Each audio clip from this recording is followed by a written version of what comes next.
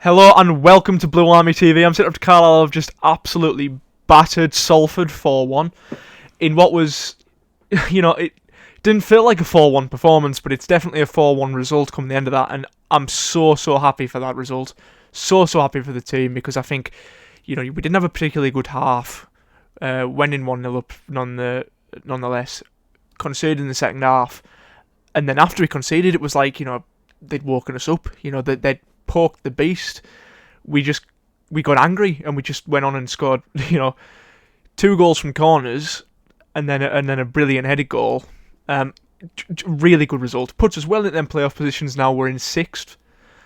All the teams around us lost today, which is another, it's a big thing to look at. Swindon were 1-0 down. Mansfield above us lost 3-0 as well. Bradford lost as well. Every single team around us lost and we won. You look at that table and it's one green result surrounded by a sea of red. And it's these kind of match days that mean something. Because up until this point we've been keeping up with the rest of the pack. At a point here and there, but mostly trying to win games. We've pulled away a little bit now. One result. We're 2 points into it now. We're 2 points into the playoff places. And look, it's a really good match today. Really good away win. I'm gutted because I've been to a lot of away days recently, and there haven't really been like great away days. I went to Stockport away where we lost 2-0.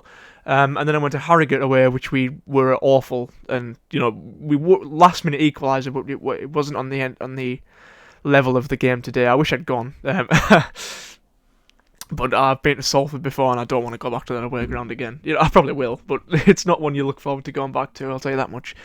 And it makes it so much better than it's Salford that we've beat. You think of Gary Neville, all the owners they've got, and you want to beat them, don't you? You want to beat Salford. We had 1,300 fans down there. There's almost as many away fans as there is home fans. I think there was 2,000 home fans, 1,300 away fans. That's absolutely fantastic. It's brilliant. It's a championship level away support.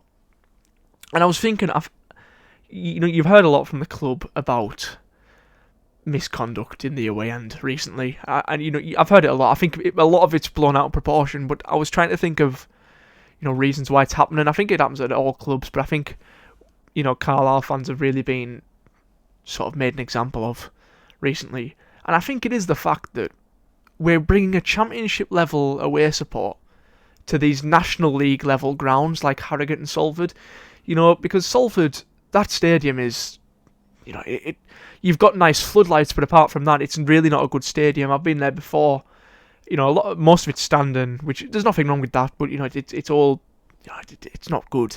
The toilet is just a shipping container on its side. It's not, there's one burger van or something like that outside for 1,500 away fans. It's not a good stadium. It's not up to League 2 quality in my opinion. And then you bring these championship level away supports like we've been doing this season, and they're just not built to house that many away fans, I don't think. And I think there isn't enough stewards for it. It doesn't excuse it, but when you think of reasons why, you bring in that many away fans, you need to accommodate them, and clubs like that don't. So it's just a little side thought. But I want to talk about the football today. We really didn't play well in the first half. I'm not going to lie, we didn't play well at all in the first half. We get a good early goal. Proper poacher's goal from Dennis. Finn Back gets a shot off, comes off the keeper.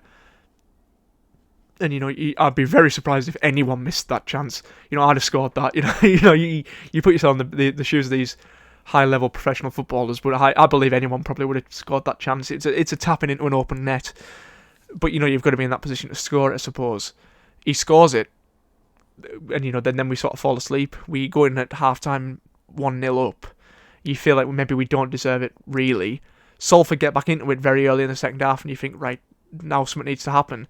And after that, Carlisle just seem to spring into action. You get a corner that gets pushed out, bad clearance. Callum Guy with an absolute worldie of a finish. It was absolutely fantastic. It reminded me a lot of I don't know if many people get this reference, but Gerrard against Olympiacos, where it's just it doesn't hit the floor. It's just at a constant level above the ground, right until the back of the net. Like it's got such power on the shot that it stays in the air, like constantly. It doesn't hit the floor. It doesn't change height. It's just straight forward, and it goes straight into that bottom corner. It was absolutely fantastic finish from him. And he started to be a bit of a goal scorer midfielder now, which is terrifying for me because I've got a bit of a bet on with Liam Barton from the Blue Army podcast that he won't score above 10. So still a long way to go, but he is starting to make me a little bit nervous. But Callum Guy, keep scoring goals, please. Because despite that bet, I'm so glad he's scoring goals. I'm so glad that he's, because he's always been a decent performer for us. But now that he's added goals to that game, I'm so happy for him because that was such an excellent finish. It's one of the goals of the season for us, if not the goal of the season. It was such a good finish, and that's such a hard technique to master. It was fantastic. Then very shortly after, we get another corner, score from that corner as well. Corey Whelan gets it in. Good, it's a good header. You couldn't really miss it, but it's a good header nonetheless. I'm not entirely sure how Salford let it get to him. It's a really good corner from Taylor Charters, but I still don't think it probably should have reached him. It did. He gets the header off and we're 3-1 up. And you think, wow, you really woke us up now. Go on a bit longer. Excellent cross into the box. I think it comes off a defender. Easy header again, and it goes up to 4-1. Christian Dennis with his 12th of the season, second of the game. His 100th career professional goal, I think Carlisle put on Twitter. 4-1. We've absolutely battered them in about that last half an hour of the game. That's when we played our best football, and we were really good. And you see the fans celebrating, and it's such a good feeling to watch. We're just such a good team at the minute, to be honest. And I'm so happy to be a fan of this club at the minute. You look at the away support we bring, you look at the results we're getting, you look at the players obviously seem to love it. We've got a manager who the fans can really connect with, and it's just such a good time to be a Carlisle fan.